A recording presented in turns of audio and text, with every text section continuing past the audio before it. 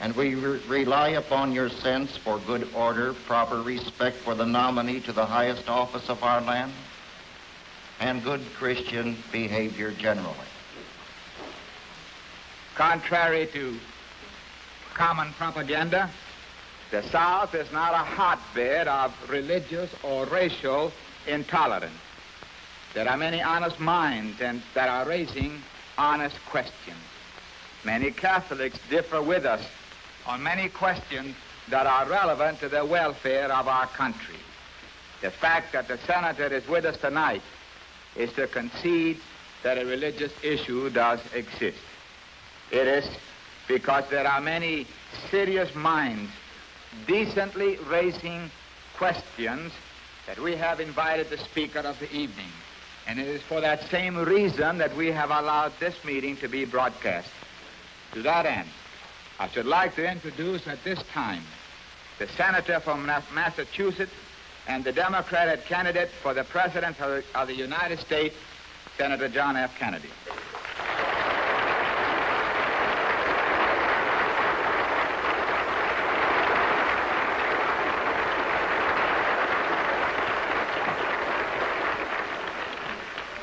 Reverend Mesa, Reverend Rock, I'm grateful for your generous invitation to state my views. While the so-called religious issue is necessarily and properly the chief topic here tonight, I want to emphasize from the outset that I believe that we have far more critical issues in the 1960 campaign. The spread of communist influence until it now festers only 90 miles from the coast of Florida, the humiliating treatment of our president and vice president by those who no longer respect our power, the hungry children I saw in West Virginia, the old people who cannot pay their doctor's bills, the families forced to give up their farms, an America with too many slums, with too few schools, and too late to the moon and outer space. These are the real issues which should decide this campaign. And they are not religious issues. For war and hunger and ignorance and despair, no religious barrier. But because I am a Catholic, and no Catholic has ever been elected president, the real issues in this campaign have been obscured, perhaps deliberately, in some quarters less responsible than this.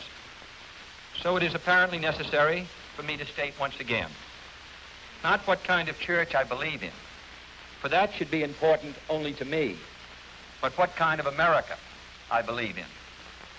I believe in an America where the separation of church and state is absolute, where no Catholic prelate would tell the president, should he be Catholic, how to act, and no Protestant minister would tell his parishioners for whom to vote, where no church or church school is granted any public funds or political preference, and where no man is denied public office merely because his religion differs from the president who might appoint him or the people who might elect him.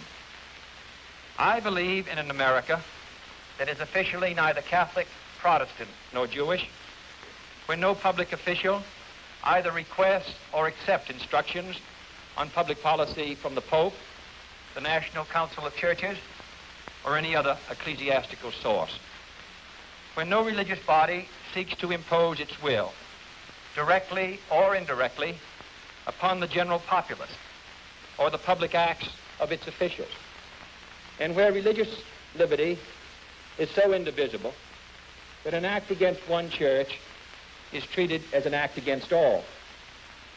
For while this year it may be a Catholic against whom the finger of suspicion is pointed, in other years it has been, and may someday be again, a Jew, or a Quaker, or a Unitarian, or a Baptist. It was Virginia's harassment of Baptist preachers, for example, that led to Jefferson's Statute of Religious Freedom. Today I may be the victim, but tomorrow it may be you, until the whole fabric of our harmonious society is ripped apart at a time of great national peril.